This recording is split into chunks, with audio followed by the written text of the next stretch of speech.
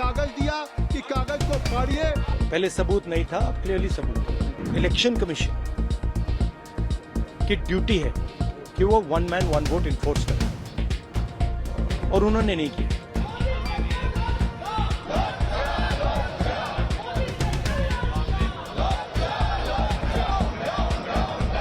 लोकसभा और राज्यसभा का नजारा किसी बहस से ज्यादा टकराव के मैदान वाला रहा। विपक्ष एसआईआर यानी स्पेशल इंटेंसिव रिवीजन के मुद्दे पर चर्चा की मांग पर अड़ा रहा। इस बीच एक और अजीब दृश्य देखने को मिला जब खनन मंत्री जी किशन रेड्डी और चेयर की ओर कागज के टुकड़े फेंके गए।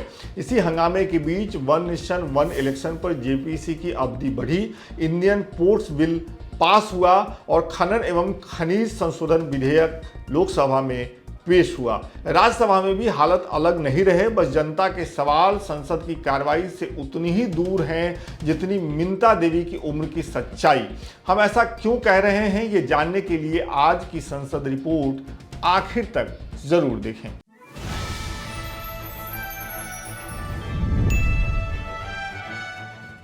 धूमिल भव गांधी के खादी, पहिरे लगे अवसरवादी, या तो पहिरे बड़े प्रचारी, देश का लूटे बारी बारी, जियो बहादुर खद्दरधारी। रफीक शदानी की ये पंक्तियां आज की राजनीति पर कितनी सटीक बैठती हैं, कितनी सटीक तस्वीर आज की राजनीति की पेश करती हैं, वो आपको आखिर तक पता चल जाएगा। मंगलवार को भी संसद के दोनों सदनों की कार्यवाही हंगामे के साथ ही शुरू हुई। लोकसभा की कार्यवाही शुरू होते ही विपक्षी सदस्य वेल में आ गए और बिहार वोटर लिस्ट रिवीजन के मुद्दे पर चर्चा की मांग करने लगे। ऐसा मांग करते हुए नारेबाजी करने लगे। विपक्ष के हंगामे के बीच प्रश्नकाल की कार्यवाही थोड़ी देर ही चली, फिर 12 बजे तक के लिए लोकसभा स्थगित कर दी गई। कृषि कल्याण मंत्री जी,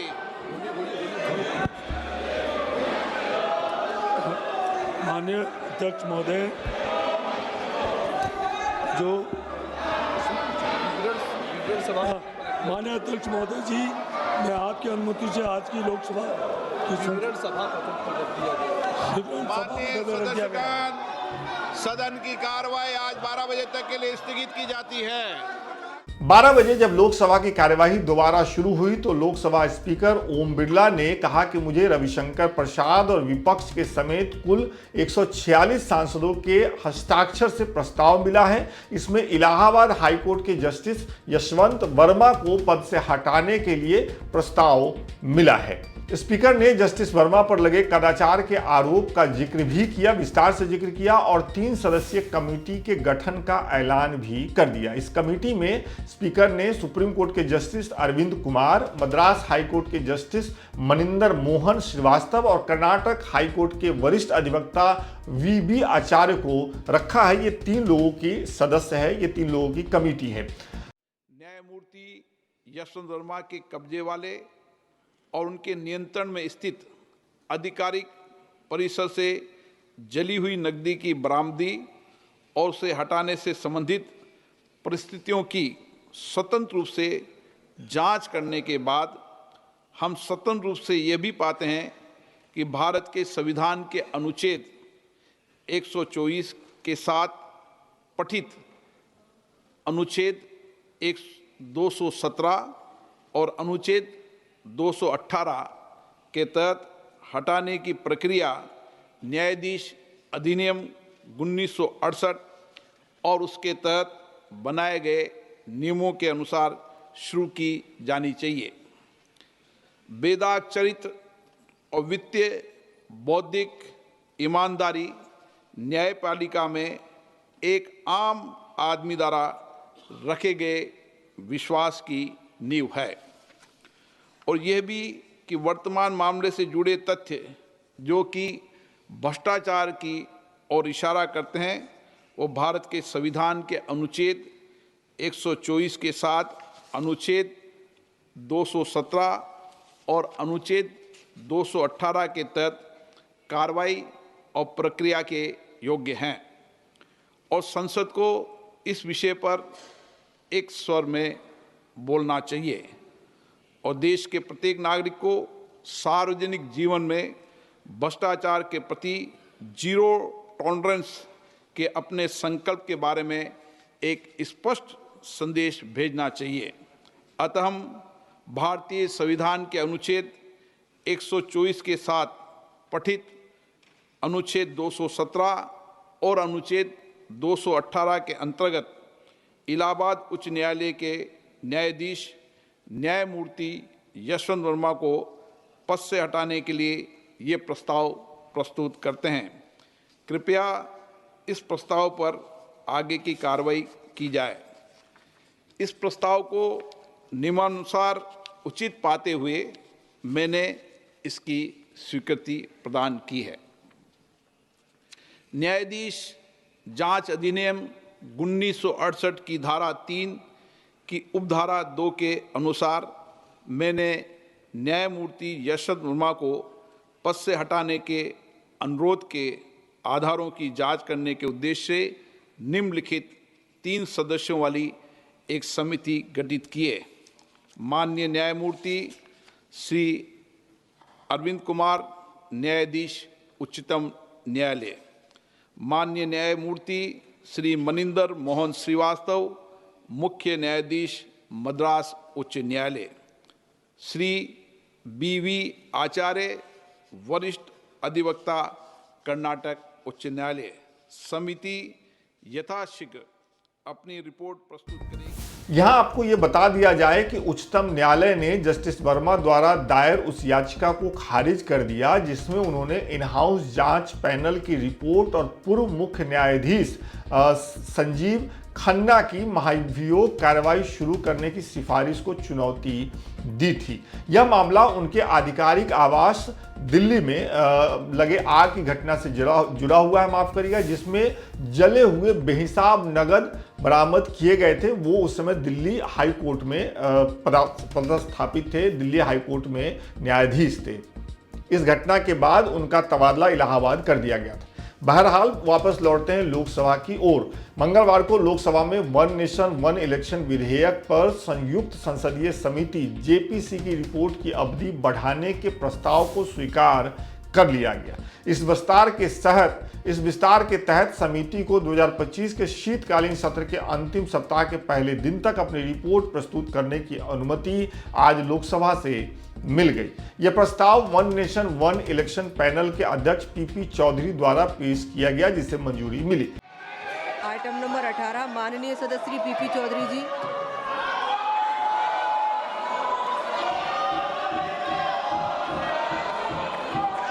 Madam, with your permission, I wish to move that this House to extend time for the presentation of the report of the Joint Committee on the Constitution 129th Amendment Bill 2024 and the Union Territories Laws Amendment Bill 2024 up to the first day of the last week of the winter session 2025. प्रश्न यह है कि माननीय सदस्य PP Chaudhary जी द्वारा प्रस्तुत प्रस्ताव को स्वीकृत किया जाए। जो सदस्य प्रस्ताव के पक्ष में है वो हाँ कहें, जो सदस्य प्रस्ताव के विपक्ष में है वे ना कहें। मेरे विचार में निर्णय हाँ वालों के पक्ष में हुआ, हाँ वालों के पक्ष में हुआ। बता दें कि ये विधेयक दिसंबर 2024 में लोकसभा में पेश किया गया था। इन विधेयकों को आगे जांच के लिए दोनों सदनों की संयुक्त समिति के पास भेजा गया था। 3 बजे लोकसभा की कार्यवाही आज दिन में तीसरी बार शुरू हुई। जब कार्यवाही शुरू हुई तो जोरदार हंगामे के बीच ही पतन पोत परिवहन और जल मार्ग मंत्री सर्बानंद सोनोवाल ने इंडियन पोर्ट्स बिल भी पेश किया। संक्षिप्त चर्चा के बाद इंडियन पोर्ट्स बिल पारित हो गया, जिसके बाद फिर से हंगामे के कारण लोकसभा की कार्यवाही शाम 4:30 तक के लिए स्थगित कर दी गई। बहुत महत्वपूर्ण है 2025 to consolidate the law relating to ports, promote integrated port development, facilitate ease of doing business and ensure the optimum utilization of the Indian coastline, establish and empower state maritime boards for effective management of ports other than major ports, establish the Maritime State Development Council for fostering structured growth and development of the port sector, provide for the management of pollution, disaster, emergencies, securities, safety, navigation and data at port, ensure compliance with India's obligation under international instrument to which it is a party take measures for the conservation of ports, provide adjudicatory mechanism for the redressal of port-related dispute, and address matters connected therewith or incidental thereto be taken into consideration. Thank you, sir. Shri Dilip Saikia Lok Sabha में SIR पर हंगामे के बीच खनन मंत्री जी किशन रेड्डी ने खान खनिज विकास विनिमयन संशोधन विधेयक लोकसभा में पेश किया। बिल पेश करते समय उन्होंने इसके महत्व के बारे में भी बात की, महत्व के बारे में बताया। खनन मंत्री जी किशन रेड्डी जब खनन एवं खनिज संशोधन विधेयक पर हुई संक्षिप्त चर्चा का जवाब दे रहे थे तो उनकी तरफ कागज उछाले गए। मंत्री भी एक बार चौंक गए और अपना चेहरा उन्होंने पीछे कर लिया। देखिए तब लोकसभा में क्या कुछ हुआ। Mining sector. इस घटना पर पीठासीन जगदम्बिका पाल ने कहा कि इस तरह की हरकत विपक्ष के सदस्यों को शोभा नहीं देता है। कांग्रेस के उपनेता गौरव गोगोई ने कागज दिया है, इशारा किया है, आपने कांग्रेस के उपनेता होने के बाद सदस्यों को उकसाने का काम किया है, ये दुखद है, ऐसा पीठासीन ने इस घटना के बाद कहा। मैं इसमें जोड़ना चाहता हूं कि आज जो सदन में हुआ है उसको माननीय सदस्यों ने नहीं किया है। कांग्रेस के उपनेता आपने इशारा किया, आपने कागज दिया कि कागज को फाड़िए। कोई उपनेता इस तरह का गैर जिम्मेदाराना हरकत नहीं करेगा। कम से कम माननीय सदस्य सदन में चर्चा करना चाहते, राहुल जी सदस्य सदन में चर्चा करना चाहते, आप सदस्यों को बेल में भेजते। कांग्रेस पार्टी के उपनेता होने के बाद आप सदन से लोगों को बेल में भेज रहे हैं। आप बेल में केवल नहीं भेज रहे हैं, आप सदन की गरिमा को गिरा रहे हैं, जो संसदीय कार्य मंत्री ने कहा है। और आप लोगों को उकसाने की कोशिश कर रहे हैं कि लोग कागज फेंके, लोग चेयर पे और जिस तरह के नारे लगाएं। ये मैं उपनेता, कम से कम आप जिम्मेदार हैं, आपको अपने सदन में जहां सदस्यों को करना चाहिए वहां आप स्वयं उकसाने का काम कर रहे हैं। ये दुख का विषय है। सभा की कार्रवाई सोमवार दिनांक 18 अगस्त 2025 को प्रातः 11 बजे तक के लिए स्थगित की जाती है। उन्होंने आगे कहा, आपने सदन की गरिमा गिराने का काम किया है, कांग्रेस के सदस्यों को उकसाने के लिए उपनेता जिम्मेदार हैं, ये पीठासीन ने कहा इस कार्रवाई के बाद। अब चलते हैं, इस घटना के बाद लोकसभा स्थगित हो गई, अब चलते हैं राज्यसभा की तरफ। राज्यसभा में उपसभापति हरिवंश ने सभा की कार्रवाई सुबह 11 बजे शुरू की और कार्रवाई शुरू करते ही उन्होंने बताया कि नियम 267 के तहत 27 नोटिस मिले हैं जो 4 अलग अलग मुद्दों पर चर्चा की मांग कर रहे हैं। इसमें कोई भी नियम के अनुरूप नहीं है, जो भी नोटिस दिया गया है वो नियम के अनुरूप नहीं है, इसलिए उनको अनुमति नहीं दी जा रही है, ये उपसभापति ने सुबह सुबह राज्यसभा को बताया। इसके बाद सांसद तिरुचि सिवा ने रूल बुक से नियम बताए। इस पर हरिवंश ने कहा कि तिरुचि जी नियमों को ही फॉलो किया है। इसके बाद सांसद डेरेक ओब्रायन ने कहा कि ये संसद है, जिमखाना नहीं, सरकार कौन सी भाषा बोल रही है। आप भी देखिए सुबह सुबह राज्यसभा में माहौल कैसे गर्मा गया। Honorable members, 21 notices have been received today on 4 different subjects under Rule 267. None of these 21 notices contain a motion drawn in proper terms as per the requirement of Rule 267 to obtain a decision of the House. Further out of these, 11 notices seek discussion on matter which is sub judice. Since none of these notices received today are in adherence to the requirement of the rules as enunciated above, I am not admitting any of the notices. Tiruchi. Rule. Sir, rule 266, sir. Not 267, it's 266. Residuary powers. All matters not specifically provided for in the rules and all the questions relating to the detailed writing of these rules shall be regulated in such manner as the chairman may from time to time direct. Sir, our problem is, sir, even the constitution is not static. It's subject to amendments. So also with regard to 267, some ruling has been given earlier. Now you are in the chair, sir. You can give a direction which will become a ruling. We are taking up a very important subject which is burning in the country. Why don't you give allow the 267 notice? I think the learned leader of the house will not have any objection to it. Tiruchi ji, मैंने rules को ही follow किया. I followed the rules only. Please, let us move today. since none of I'm reading a page. Since none of the notices received today are in adherence to the requirement of the rules as enumerated above, I am not admitting any of the notices. Please. Matters raised with permission. 0 hour. Dr. Fawzia Khan. Derek, please. Up. Nadimul Haq ji, Derek. Sir, I'm on up. Please take your seat. Derek ji, आप. Sir, I'm on a rule. Please. Derek ji, आप बोले. Rule. Page 12, Rule 29, list of business, sir. Bills which have 500 clauses are being listed now in supplementary business like the IT, and these are serious bills, sir.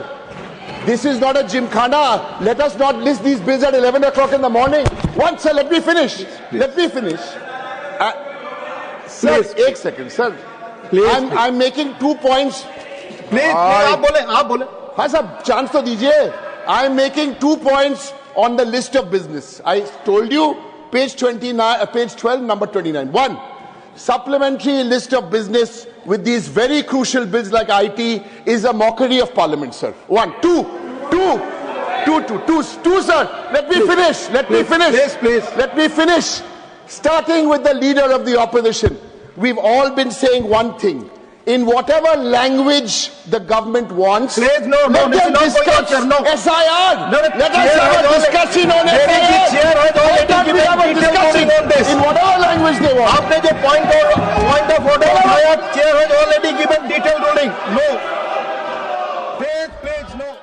इसके बाद राज्यसभा की कार्यवाही दोपहर 2 बजे तक के लिए स्थगित कर दी गई। माफ करिएगा, दोपहर 2 बजे जब राज्यसभा की कार्यवाही फिर से शुरू हुई तो आसन पर डॉक्टर सस्मित पात्रा उपस्थित थे। सस्मित पात्रा। डॉक्टर पात्रा ने आसन से नेशनल स्पोर्ट्स गवर्नेंस बिल और एंटी डोपिंग बिल पर एक साथ चर्चा किए जाने की बात कही और खेल मंत्री डॉक्टर मनसुख मंडाविया ने इसे पेश करने के लिए कहा। आसन से ऐसा कहे जाने के बाद मंत्री मंडाविया ने बोलना शुरू किया कि हंगामा शुरू हो गया। 3 बजे जब राज्यसभा की कार्रवाई फिर से शुरू हुई तो नेता प्रतिपक्ष मल्लिकार्जुन खड़गे ने बिहार वोटर लिस्ट रिवीजन का मुद्दा उठाया। नेशनल स्पोर्ट्स बिल और एंटी डोपिंग बिल राज्यसभा में पेश होने के बाद विपक्ष के नेता मल्लिकार्जुन खड़गे ने इस पर पॉइंट ऑफ ऑर्डर रेज किया। उन्होंने कहा कि हम SIR पर चर्चा करना चाहते हैं। सर, सभी विपक्षी दल के लोग SIR का मुद्दा उठाए और इसमें सभी उठाए और सरकार इसको रेस्पॉन्ड करे, क्योंकि इसमें दलित, आदिवासी, अल्पसंख्यक, इनको बहुत से मेंबर को छोड़ा जा रहा है। मेरा एक विनंती है आपसे, जिससे लाखों वोट काटे जा रहे हैं, अगर पार्लियामेंट को जिंदा रखना है, लोकतंत्र को जिंदा रखना है, तो आपको इस पर चर्चा के लिए परमिशन देना चाहिए। अगर आप नहीं देते तो मैं समझूंगा कि यह कॉन्स्टिट्यूशन के खिलाफ हो और सब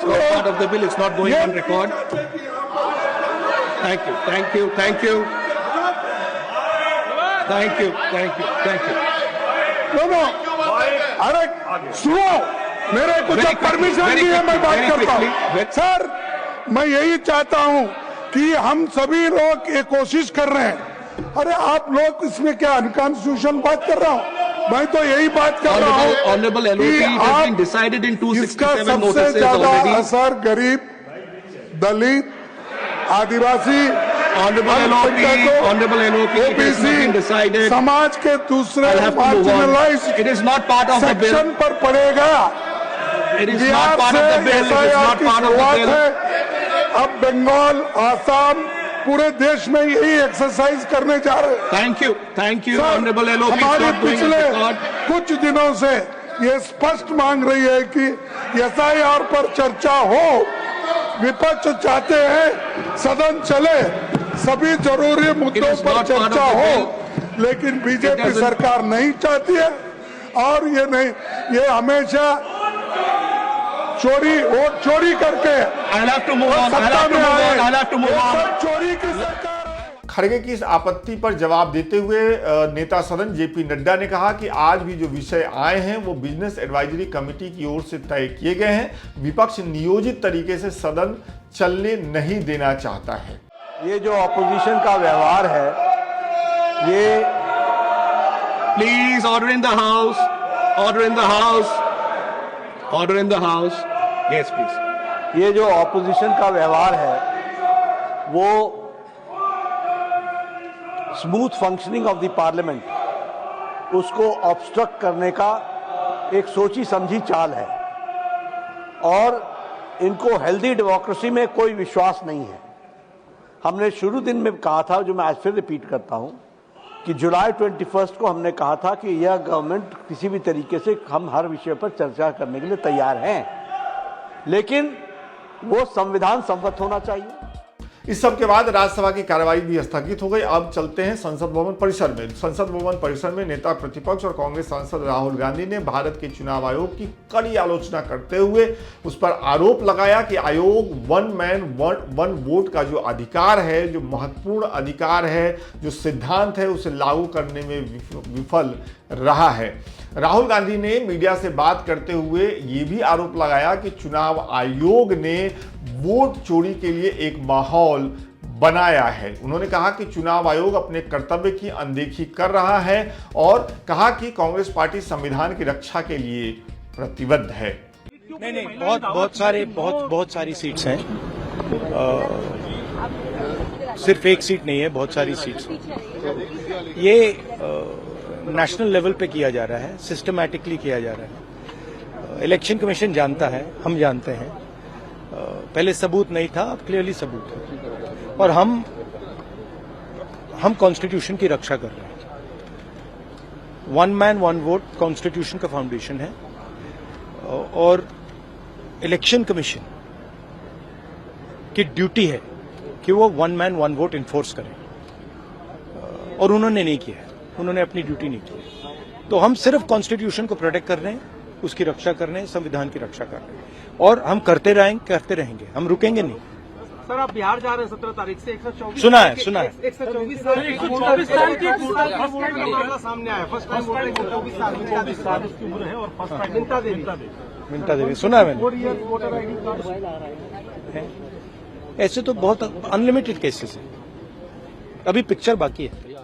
इस सब के अलावे कांग्रेस संसदीय दल की अध्यक्ष सोनिया गांधी और पार्टी अध्यक्ष मल्लिकार्जुन खड़गे ने विशेष गहन पुनरीक्षण एसआईआर के मुद्दे पर विपक्ष की तरफ से जो विरोध प्रदर्शन संसद में आयोजित किया गया था इंडिया गठबंधन की तरफ से, उसमें उन्होंने भाग लिया। और ये तो है ही कि इस पूरी प्रक्रिया में इंडिया गठबंधन एकजुट हो गया। इस दौरान कई विपक्षी सांसद सफेद टी शर्ट पहने हुए जिस पर 124 नॉट आउट का नारा लिखा हुआ था।